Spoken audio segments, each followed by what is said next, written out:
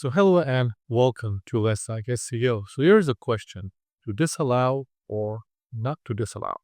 So should you be spending time, effort, and even in some instances money on disallowing links that you think are bad? So should you submit a disavow file to Google?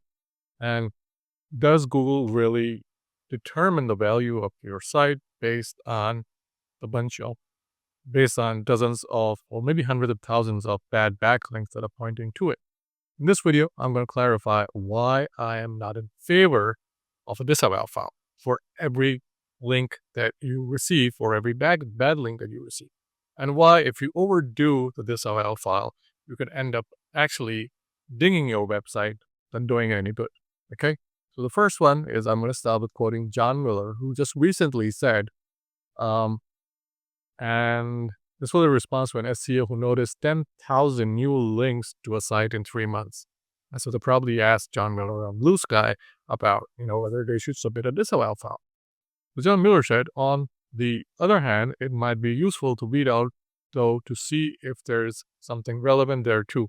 If a bunch of people are linking to your site for normal reasons, the web is not all spammy. It could be useful to engage with them. I have to ask someone for the data, but my estimation is that 90+%, probably 99% of the web has never used the disavow links tool.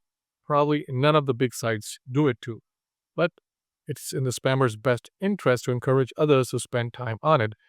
It's a time sink with no directly connected value. If your site doesn't have a manual action for links, or is likely to get one based on something a previous SEO did, you will almost certainly get more value out of changing the color of the CTA buttons / links on your page, and you can do A/B tested.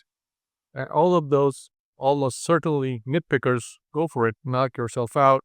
I'm not here to stop you from doing something you already decided to do, especially when it has no effect on others. So I kind of agree and disagree with John Miller's statement, because in my experience, you will have to use a disavow file at some point. And usually that point is when Google is crawling bad links and it's landing on pages or landing up on parts of your website that you don't want Google to crawl.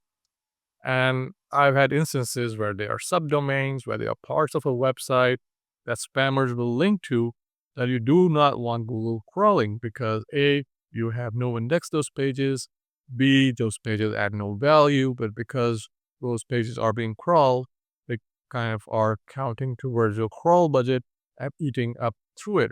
The other instance is that they would link to subdomains that have otherwise been deleted. And because of that, Google just keeps pinging those subdomains and not really crawling your main domain. And so what you would want to do is you want to make sure that A, those links are not pointing to parts of your website that matter. B, if Google is crawling those links, and see if Google is adding any value via those links. So if you go to your Google Search Console, click on the links section and look at your external links, if you see those bad backlinks listed in the external links where Google in GSC, that means that Google is finding and crawling those backlinks. At which point, if you think they don't add value, or if you think those are bad backlinks, they have a high toxicity score, which is controversial, you can go ahead and disavow those links. But there's a difference between what Google reports and what Ahrefs or SEMrush will report. So you do not want to disavow every link under the sun. I have seen instances where we have removed the disavow file. It has actually improved a site's ranking. So even bad backlinks do add some value to your site. So if you're doing like a disavow every month and you're thinking that you're doing your site any good, that is not really the case. I have people have come to me that say we submit a disavow file every month. It helps us rank. That is not how it works. That is how it will never work, because there's a reason why there's a disavow file, and the disavow file and the disavow part of Google is there because if you've been manually penalized for unnatural link building, you can disavow all of those links. Or if someone is trying to mass spam you and Google is finding those links and crawling parts of your website that you do not want crawled via those links, you can disavow those links. You're controlling the crawl.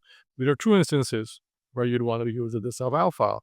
Now, there are instances where, there are spammy links that are kind of weighing your site down. And in those cases, you'd want to do a very good backlink analysis and figure out whether those websites are spammy or whether they're just low DADR websites that are not really great, but they're linking to you, but they do absolutely no harm.